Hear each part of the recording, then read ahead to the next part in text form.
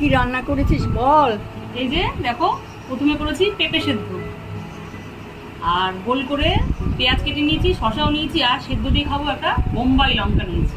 এই যে দেখো, ফার্স্টে আছে কচুরলতি ভাজা করেছি, ওই যে রসুন পেঁয়াজ দিয়ে একটু তেল তেল করে ভাজা ভাজা করে করেছি। তারপরে আছে বাঁধাকপি চিংড়ি, দেখো চিংড়ি মাছ।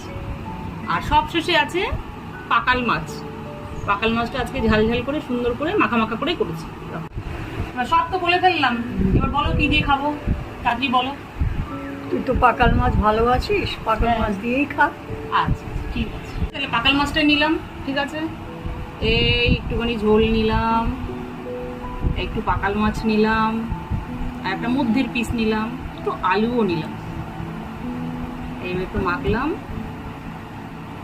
একটু পাকাল মাছ নিলাম, আলু দিলাম, দারুণ।